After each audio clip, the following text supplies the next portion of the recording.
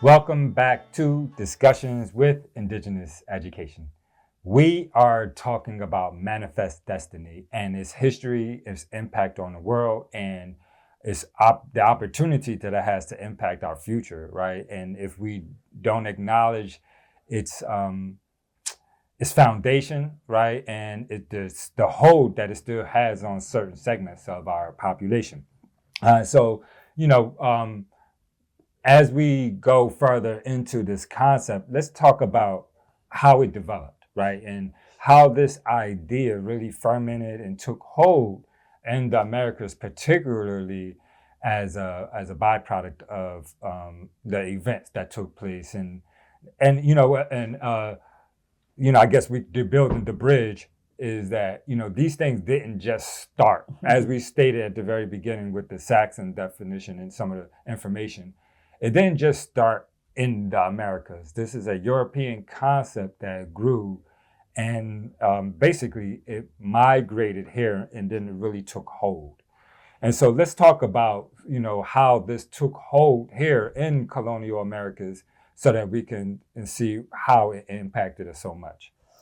Well, one thing that we know about those times is that religion was a very, very, very large proponent.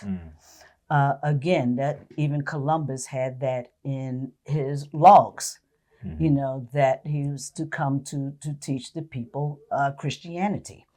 And so that was a very large part. And again, when the Puritans came over, it was about the freedom of religion, the freedom for them to practice the religion the way that they wanted to. That is around the time when different denominations were starting to form. You started to get your Protestant religions where it wasn't just, and that's what a lot of those religious wars were about. Catholicism was, I guess, too binding for people. They wanted to practice it, practice different ways. And so you started getting these other churches that were coming out of England. And again, those ideologies were brought over to America. And again, they in history, they were even referring to that in America as the First Great Awakening. The idea that individuals have a personal connection to God and has that personal liberty, versus, through the church or through a ministry where, they had, the ministries had full control. Now here come the Americans, right? With this individual freedom, right? The Great Awakening, and where, again, remember, we're talking about the 1700s, right? 1600s, right? Early 1700s. And so we're only talking about white men. I just want to make sure that we don't forget that, this is an individual such as myself would not be able to be even considered to be a part of this Great Awakening, right? And the idea of personal freedom because of my connection to God. Well, remember though that when the Spanish came over, they missionized. They started missionizing the people because again, it was they wanted to Christianize the people that they were running into. Okay, right, because let's go into the post-millennialist for a moment, right? I know we're about to hop, but I wanted to just bridge that because through that they have their claim, right? Because their religious dogma suggests that it is the pure religion, right? And anything outside of this is you're living in basically an anarchist, or you're not man-like, right? Well, see, I don't want you to jump to that point just yet. Okay, go ahead. I'm listening. Okay, because again, there was another Great Awakening. Okay, yeah. Okay. Yeah. So before we get to that ideology. Okay. Okay. And so now this second Great Awakening, okay, And I just want to read this so that I can make sure I get it right. That it says that it created another incentive for the people to drive west. So now we're talking now in the late 1700s, early 1800s. Okay, America has just become America. Okay, so not too long after that, and so now this ideology now, because now they believed that God Himself blessed the growth of the American nation. Okay, and because the Native Americans, again, they're in the way, that they believed that if they Christianized the tribes, that they could now save the souls. And then maybe now that these Native Americans, if we save their souls, maybe they will now go west across the Mississippi River, and then they could be an example, you know, of our salvation. Yes, yes. Okay, because again, it's we're doing this move because God wants us to. Yeah, and just real fast, to build the bridge between the first Great Awakening and the second Great Awakening. Again, the first Great Awakening was referencing individuals, right? Their individual ability to connect with God and their personal liberty and freedoms. And in the second Great Awakening, they place an emphasis on institutions, right? And so now it's not just us as a people, but again, like you said, the United States is forming, and we need to establish pride and substance, and we need our governance, right? This system that we're creating to have authority, to have jurisdiction, to look to be accepted by our citizenry, right? And so we're going to project this idea into structures and institutions that would guide us through the next phase of our. And what better institution than religion? And now we have manifest destiny touching on, that, we talked about patriotism, we talked about what was morality, right? Well, this whole thing touches on morality. Now it's religion, right? Our religion, or there is no or, our religion, right? But again, now our religion now is saying that we need to spread this word where it hasn't been spread yet. So now we need to take this to the Native Americans that are over on the other side of the Mississippi River. We need to pass the message on to these people over here so that they can realize that we need to we need to be the ones in control of this. Now, again, we have to realize that when they crossed the Mississippi River, that there were people over there that now, and these people that really they were Mexicans at that time, because Native Americans. Mexicans are Native Americans. Well, right? and again, they were living in this area that was called Mexico at that time. But did they call it Mexico? I don't even know if the government people did. The people did. Right. But again, it's these now we need to spread this word to these populations over here so that they can realize our grandeur. Okay. And so now that we have and the ideology of manifest destiny really starting to take hold, right? Because they're using this, again, like you said, the congressman, as a valid reason to expand. Yes, and, right. and because we do it better. Okay, we created a better society. We're making better use of the land. Okay, and we know this because we see it in God's approval of it. Because we are being successful. And that gets to the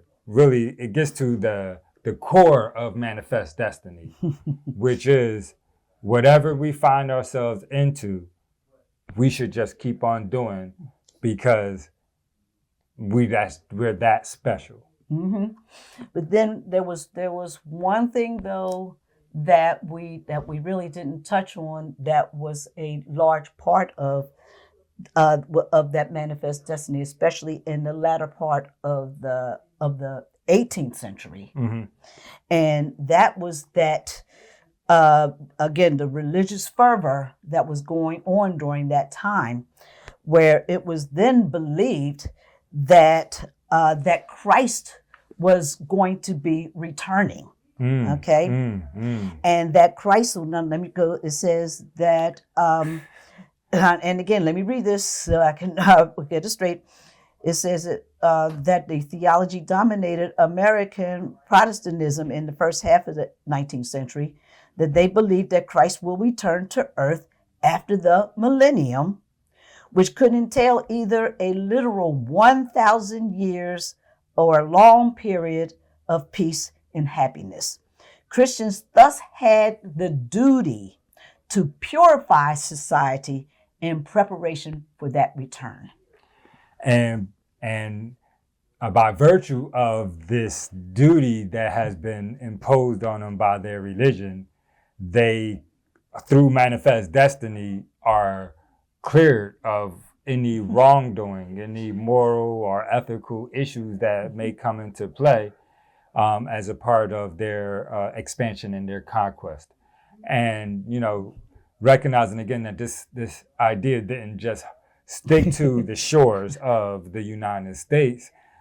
Do we have that comment? Is that comment in here? Let me see if I can find it. Hold on just a minute. It's a really interesting quote, and it really will showcase the objective of, not just the colonial hierarchy, right, and those that established the United States, but also in today's time and in the ideas that are permanent amongst our political systems today. Did you find it?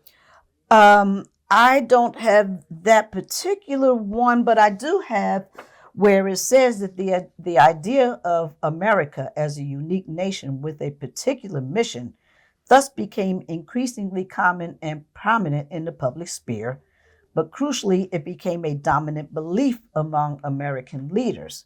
Then this belief went on to evolve a more active doctrine, and it became the centerpiece of American foreign relations and ambitions throughout much of the continent. And then this ideology again it's like, why limit ourselves from sea to shining sea? Mm-hmm. We can take this ideology across the world, across the globe. Yes, and well, you know what? It's time for us to take a small break. But when we get back, we'll begin to wrap it up, and we'll showcase the ridiculousness of this claim, and just the, I guess, the audacity, right? Oh my gosh, somebody that could think so highly of themselves is such an amazing thing, but then do so much wrong to the people of today. I might be a little bit looser with myself today, but this Manifest Destiny is really an interesting topic. We'll be right back with more discussions with Indigenous education.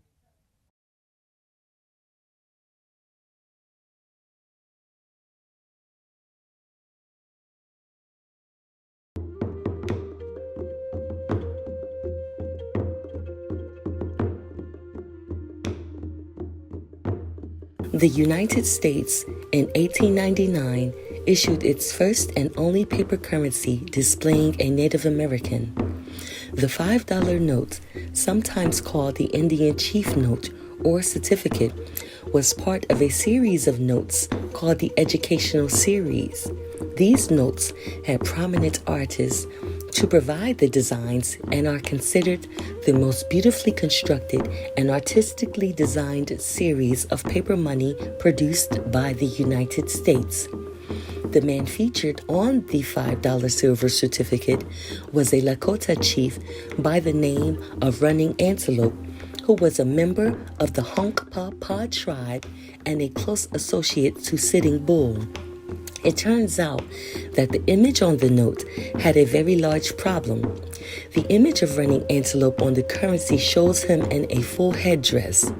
The problem with this image is that the headdress on running antelope was not a headdress from his tribe, but from the rival Pawnee tribe.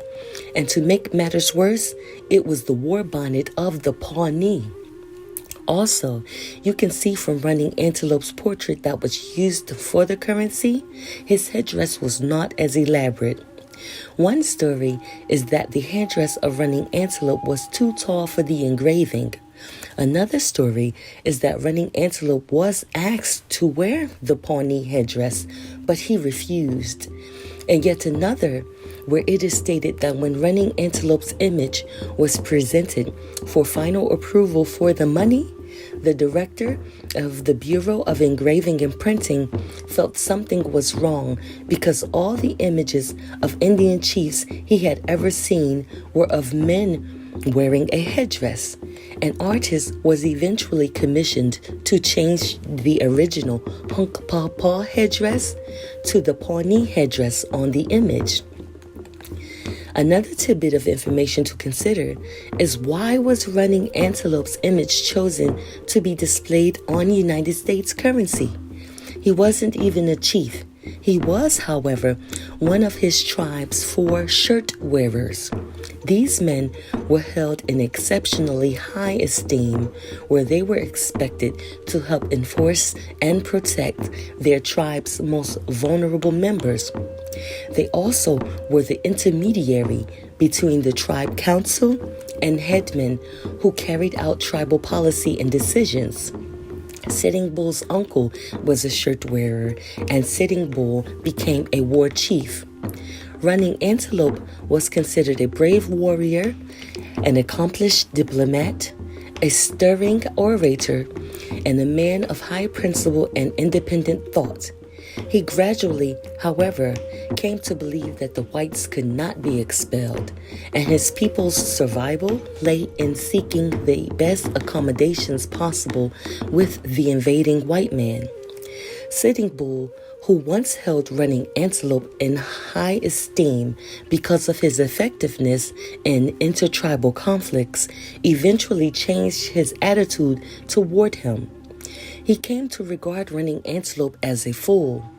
Running Antelope became one of the U.S. agency Indians who did not fight against the U.S. Army in the Great Sioux War, nor go into exile in Canada with Sitting Bull. He even served as a district farmer. These were the friendly Indians who were more inclined to make the transition from buffalo hunter to small farmer because of the subsidies promised. By the way, a district farmer like Running Antelope earned $120 a month, a lot of money in the late 1800s.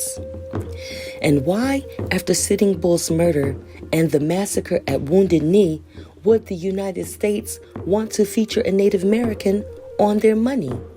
The sentiment of the United States citizens at the time is summed up very well, quoting this newspaper editor, who later altered The Wizard of Oz. The pioneer has before declared that our only safety depends upon the total extermination of the Indians. Having wronged them for centuries, we had better, in order to protect our civilization, follow it up with one more wrong and wipe these untamed and untamable creatures from the face of the earth.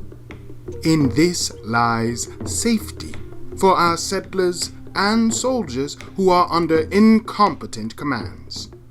Otherwise, we may expect future years to be as full of trouble with the Redskins as those have been in the past.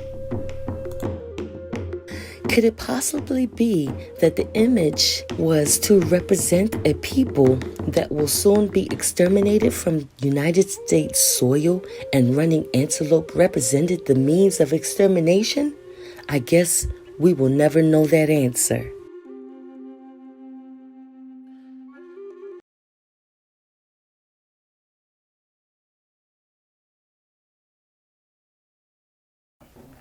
Welcome back to Discussions with Indigenous Education.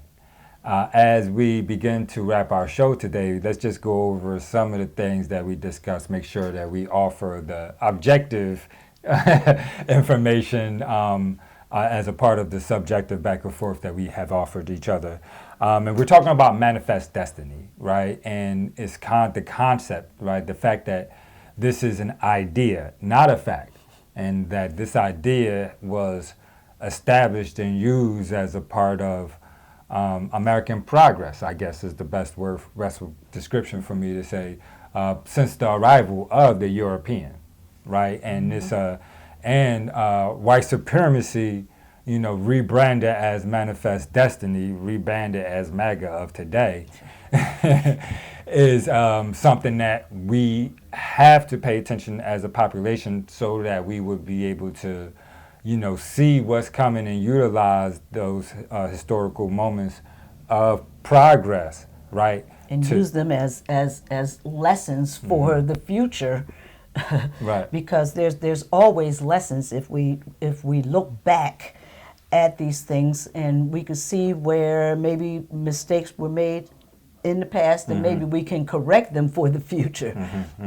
And again, and then sharing information with everybody matters, right? And if you've been lied to your whole life that you are a superior group of people, then the ability for individuals to sit down and share with you why, through the manipulation of history, you were taught that growing up, and why I may think differently because I think that we're equal, right? And then being able to sit down, showcase that, and then have a larger discussion about how we develop bridges so that we can step into the future not repeating the past, right, which is something very important. Yes. So before the break, we did end it with the idea that manifest destiny is something that can extend beyond the shores of America, and how it was the opportunity for American exceptionalism, right, white supremacy, to bridge and to develop all across the world.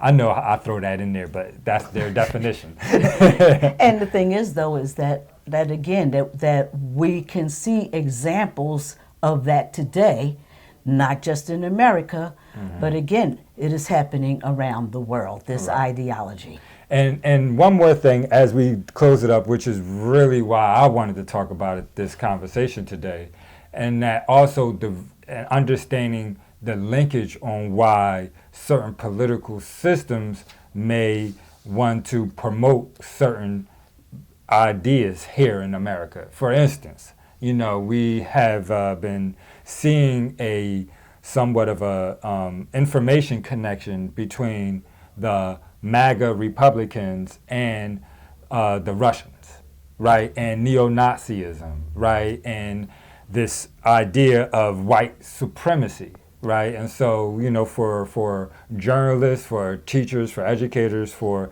advocates to be able to understand that this idea of white supremacy is something that has always been a part of the fabric of America, right, of the United States, and that and that utilizing that history and the bridge into today, you could see why certain parts of the MAGA Republican would want to attach themselves to such an authoritarian system as the Russian regime, because of their position from a white supremacist stance, and how in reality the United States was grounded on that fact also. And and you have the same example going on in Turkey, Right. with that same ideology, and even some of it in Israel Of today. And yes, all of these are examples today. And again, if we're not able to go back and examine this in history, then we will just continue to It can, and again, we named 3 countries in the Middle East. We can go to Taiwan, right? And the issues that they're having over there with being concerned with being dominated by a separate sovereign entity. And so this concept, right, and has, although it may have taken hold here and was coined here as manifest destiny and utilized, is something that actually has been shipped all over the world, and is something that breeds, as we could see, authoritarianism with respects to the population and governance. And so something that we feel is very important and something that we need to discuss further. However, I think that's about it for us today. Is there anything that, again, this is actually the last show of the season, and so again, we'd like to thank you for watching us this season of discussions with Indigenous education. Yes, we hope that you learned something this year, and we hope that you will continue to research some of the things that even we discussed. That if you're interested in learning more from us, you can visit our website at indedu.org. We have online courses that are available underneath our courses tab. You can register for free, and we actually have a lot of free lessons for them to start to get acclimated to that process. And of course, they can always go there and watch this season of discussions with Indigenous education for free. So definitely please stop by and register and share that information with your children. And while you're there, donate something. We could definitely use your assistance. And so, you know what, as we close out, we'll share other ways for them to participate, to involve themselves in different events, but also to donate and support us through our books or through our shop site or through lessons, so that you can also educate yourself at the same time. We'd like to say thank you to IPAM, Indigenous Peoples Artisan Marketplace, to PhillyCam, right, who offers this opportunity to broadcast this in the Philadelphia region. We'd like to thank Carnes Production for allowing us the use of their studio, and we'd like to thank you for your participation and support. We'd like to thank our mother, our co-founder, Renee Sanders, also known as Red Silver Fox Thunderbird. I'm your host, Tyler Sanders, also known as Red Tail Hawk Thunderbird, and we'd like to thank you for checking out this season of Discussions with Indigenous Education. See you next season. Peace. Peace. Cut!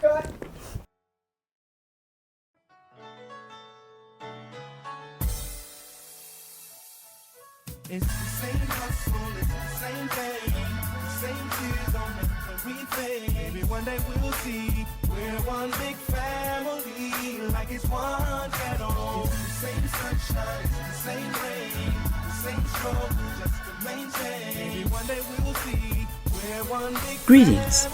I'm Red Silver Fox, co-founder of Indeed, Indigenous Education.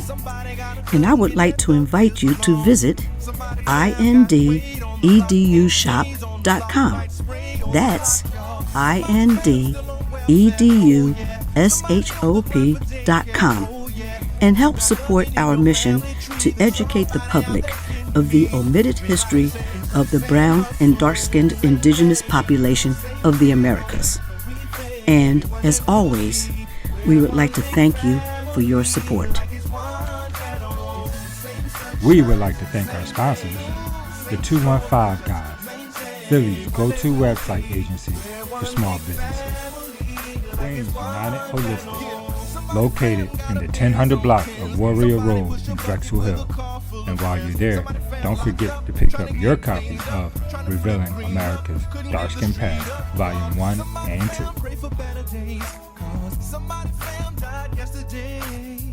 Tired of pouring out this Hennessy for somebody out there kin to me. Hey, hey, somebody fam finally made it to the top.